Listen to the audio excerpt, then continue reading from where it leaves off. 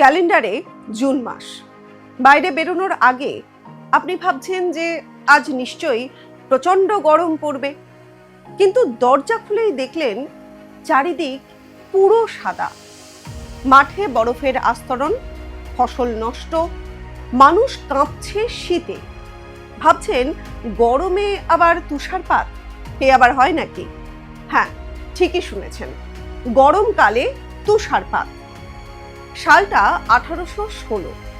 ইতিহাসে যে বছরটি আজও পরিচিত ইয়ার উইদাউট আ সামার, অর্থাৎ গ্রীষ্মহীন বছর নামে। কিন্তু প্রশ্ন হলো, গোটা পৃথিবীর ঋতুচক্র হঠাৎ করে এমন ওলটপালট হলো কি করে? সেই অবিশ্বাস্য গল্প নিয়েই এই সপ্তাহের বিস্ময়ের সময়, পর্ব নম্বর 87।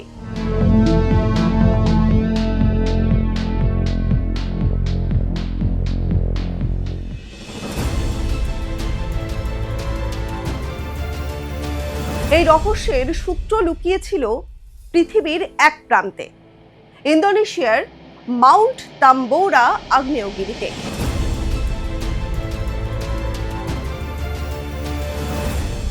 1815 সালের এপ্রিল মাসে সেখানে ঘটে ইতিহাসের অন্যতম ভয়াবহ একটি অগ্ন্যুৎপাত।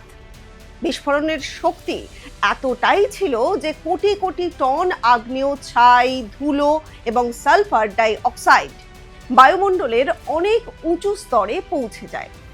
কয়েক সপ্তাহের মধ্যে সেই কণাগুলি পৃথিবীকে ঘিরে তৈরি করে একটা অদৃশ্য পর্দা। সূর্যের আলো আর আগের মতো পৃথিবীতে পৌঁছাতে পারেনি। আলোর একটা বড় অংশ ফিরে যেতে থাকে মহাকাশে, আর তাতেই ধীরে ধীরে কমতে শুরু করে পৃথিবীর গড় তাপমাত্রা।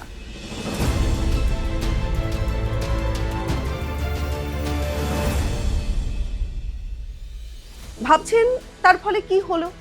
তাহলে শুনুন। তার ফলে 1816 সালে ইউরোপ আর উত্তর আমেরিকার বহু জায়গায় জুন জুলাই মাসেও হলো তুষারপাত। যেখানে ভরপুর গরম থাকবার কথা, সেখানে নাকি হাড় কাঁপানো ঠান্ডায় মানুষ জমে যেতে লাগলো। পাশাপাশি গম, ভুট্টা, আলু, একের পর এক ফসল নষ্ট হতে শুরু করলো। কয়েক মাসের মধ্যেই দেখা গেল ভয়াবহ খাদ্য সংকট। খাবারের দামও হলো আকাশ ছোঁয়া। তারপর রাস্তায় নেমে এলো ক্ষুব্ধ মানুষ। অবশেষে সুইজারল্যান্ডে সরকারকে জাতীয় দুর্ভিক্ষ ঘোষণা করতে হলো। শিউরে উঠলেন। তবে এই বিপর্যয় শুধুমাত্র ইউরোপ কিংবা আমেরিকাতেই যে আটকে ছিল তা কিন্তু নয়, এর প্রভাব পৌঁছে যায় ভারতেও। বর্ষার স্বাভাবিক ছন্দ ভেঙে যায়। কোথাও অতিবৃষ্টি, কোথাও আবার বৃষ্টির অভাব। কৃষিকাজ মারাত্মকভাবে ক্ষতিগ্রস্ত হয়।